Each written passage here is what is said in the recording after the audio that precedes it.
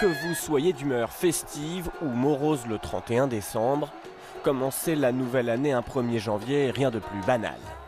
Pourtant, cette date n'a pas toujours fait l'unanimité. Trop païenne, elle est abandonnée au Moyen-Âge. L'année pouvait commencer à différentes dates suivant les régions.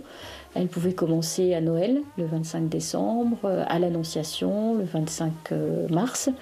Elle pouvait commencer également à Pâques, qui est un peu plus compliqué parce que c'est une date mobile. Et donc, on avait des années qui étaient plus grandes les unes que les autres. Une confusion administrative et un frein à l'unification du royaume. En 1564, le jeune roi Charles IX décide de trancher. L'édit royal du Roussillon fixe le 1er janvier pour toute la France. Un choc de simplification avant l'heure. Pourquoi cette date ? La décision est avant tout politique.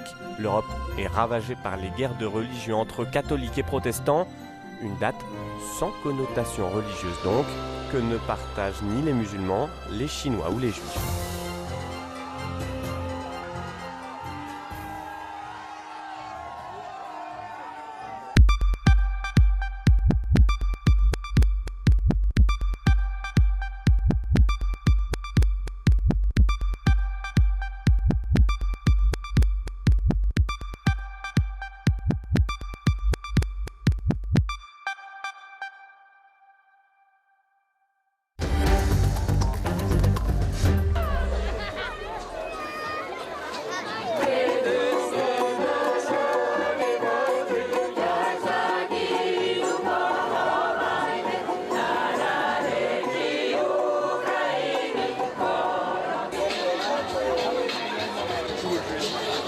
L'hélicoptère, pour ceux qui allaient travailler, c'était aussi difficile. Beaucoup sont passés à pied par la montagne.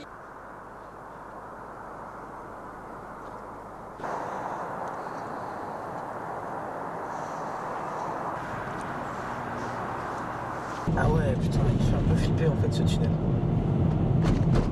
Ça nous fait du bien de voir du monde, on se sentait un peu tout seul, il n'y avait rien d'ouvert, les rues étaient vides, donc c'est surtout ça quoi. Surtout voir des têtes autres que celles qu'on voit toute la saison.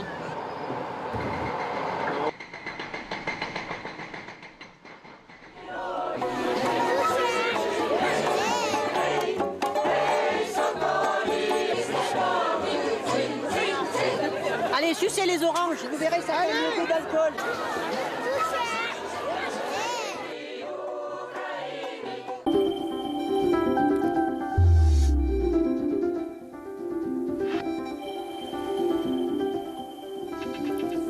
Bonsoir à tous. Ambiance plutôt froide pour demain matin. Bonnet et écharpe obligatoire. On a toujours ces conditions anticycloniques qui favorisent ces brumes et brouillards qu'on retrouve notamment ce soir des Hauts-de-France jusqu'à la région au centre, sur l'Alsace, sur le Val-de-Saône. Et puis on a ces entrées maritimes ici sur le golfe du Lion avec ce petit vent d'est à 70 km par heure. Alors pour demain matin, c'est pratiquement la même configuration. Regardez donc ces brumes et brouillards qui limitent la visibilité. Soyez très prudents si vous prenez la route.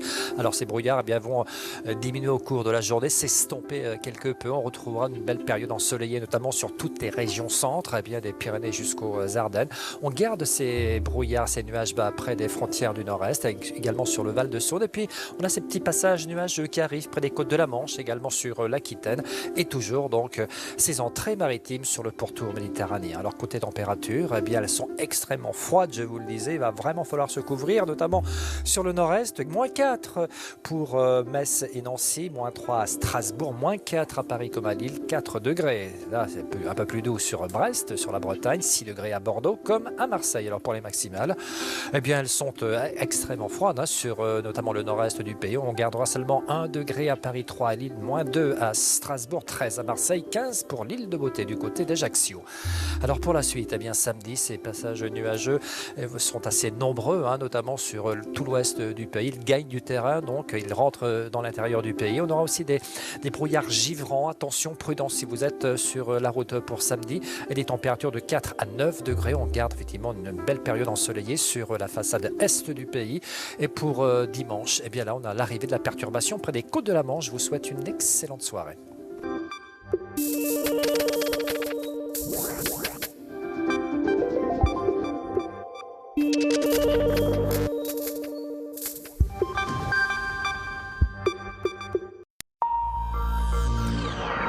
Vous regardez regardez Paris Direct, bonsoir, soyez les bienvenus si vous nous rejoignez. Un cessez-le-feu est entré en vigueur sur l'ensemble du territoire syrien. Rebelles, Turcs et Russes ont trouvé un accord.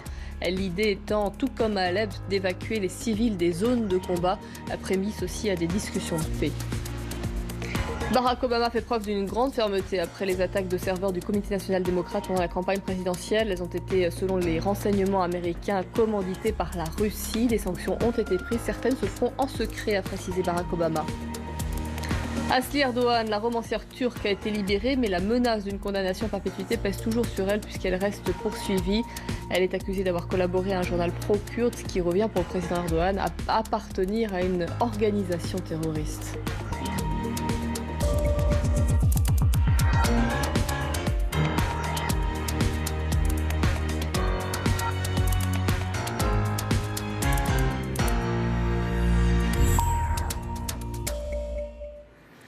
La Maison-Blanche est prudente après l'annonce du cessez-le-feu général conclu entre la Turquie, la Russie et les rebelles en Syrie. Il faut dire que pour la première fois, les Américains ont été tenus à distance de ces négociations.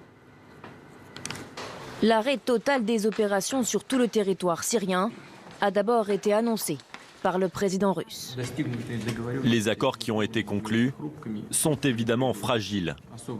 Ils nécessitent une attention et un accompagnement particulier, mais néanmoins, c'est un résultat notable de notre travail conjoint.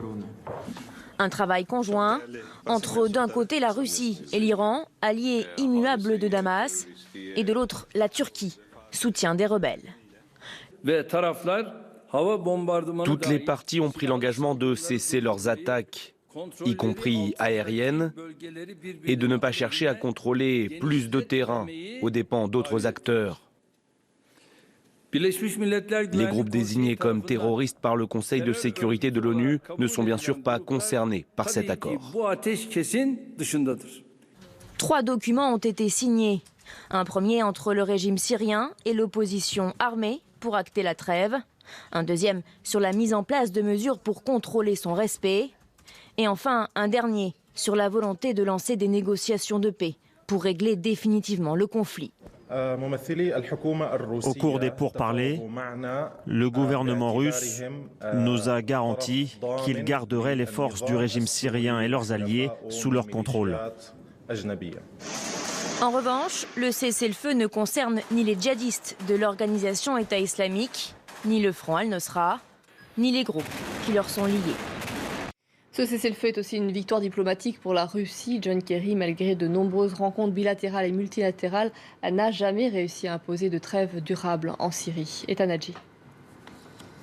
La réconciliation entre Moscou et Ankara désormais scellée, Washington et l'ONU écartés des pourparlers. Ce cessez-le-feu parrainé par les présidents russes et turcs est le dernier tour de force diplomatique de Vladimir Poutine. S'il est maintenu, le chef du Kremlin pourrait ramener le régime syrien et la rébellion à la table des négociations lors de nouvelles discussions prévues le mois prochain à Astana. De son côté, l'opposition ne fait plus du départ de Bachar el-Assad un préalable à des discussions. Une excellente nouvelle pour le dirigeant qui se maintient au pouvoir. Je pense que ce cessez-le-feu est différent parce qu'il arrive juste après la bataille d'Alep. Aujourd'hui, l'équilibre des pouvoirs penche clairement en faveur du régime syrien, qui a aussi l'approbation de la Turquie. La Turquie, qui a toujours soutenu les rebelles en Syrie, fait une concession en accordant un sursis à Bachar al-Assad. Un revirement stratégique opéré par Recep Tayyip Erdogan, qui souhaite empêcher les Kurdes engagés dans le conflit d'avoir leur propre territoire. Avec ce cessez-le-feu, les deux présidents russes et turcs ont déplacé le centre de gravité de gestion de la crise vers l'Est. Un nouvel équilibre des pouvoirs dominé par l'axe Moscou-Ankara-Téhéran, où l'opposition syrienne est affaiblie. Ce cessez-le-feu est un moyen de diviser l'opposition syrienne en une opposition pro-russe et pro-turque, qui dans tous les cas sera aussi pro-russe. Elle sera également neutre envers le président Bachar al-Assad et envers l'autre opposition très tenace, qu'ils continueront de bombarder. Le sort de Bachar al-Assad reste en suspens. Il devrait progressivement être mis sur la touche en attendant la prochaine élection présidentielle de 2021. Washington a pris des sanctions contre la Russie après le piratage de serveurs du Comité national démocrate pendant la campagne présidentielle. Notamment 35 agents russes ont été expulsés ou sont sur le point de l'être. 2 centres russes